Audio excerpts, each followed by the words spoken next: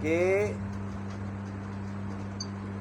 ہمارے ہاں اس زمانے میں لوگ ان چیزوں سے سب سے زیادہ تنگ ہوتے ہیں کہ نظر تو نہیں لگ گئی، کسی نے کچھ کیا تو نہیں ہے، کچھ جادو تو نہیں ہو گیا، اور ان کاموں کے لیے لوگوں کے پیچھے پھرتے ہیں، کبھی کس کے پاس جاتے ہیں اور کبھی کس کے پاس، اور وہ جس کے پاس جاتے ہیں وہ پھر دیکھ کر کہتا ہے او بی بی تینوں تو تباہ کر چھوڑنے، تو تب بڑا زیادہ تیرے تے جادو ہو، یہ تو بڑا مسئلہ ہے، یہ تو 5 دمبے اسی کاٹتے کام نہیں ہونا۔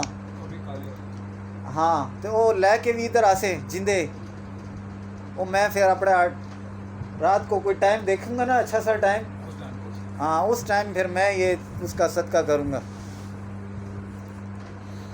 تو بجائے اس کے کہ بندہ اس طرح کے لوگوں کے پیچھے جائے پھرے، نبی علیہ السلام نے کھلا کھلا صاف صاف سارا کچھ بتایا ہوا ہے۔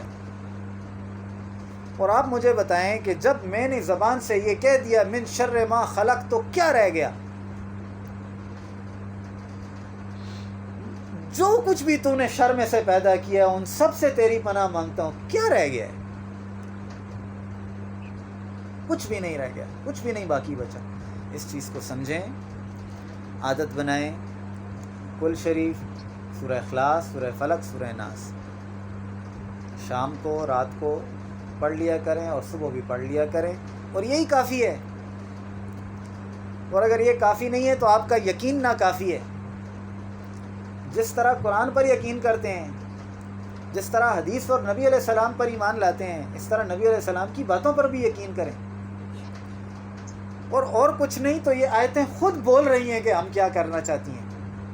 من شر ما خلق ومن شر غاسق اذا وقب، ساری تاریکیوں کے شر سے جب وہ چھا جائیں، ومن شر النفاثات فی العقد، پڑھ کے پھونکنے والیوں پر کے شر سے، ومن شر حاسد اذا حسد، اور حسد کرنے والوں کے شر سے جب وہ حسد کرنے لگیں۔ ہاں حسد تو ہوتا ہے لیکن کبھی حسد کرے گا کبھی نہیں کرے گا، بہرحال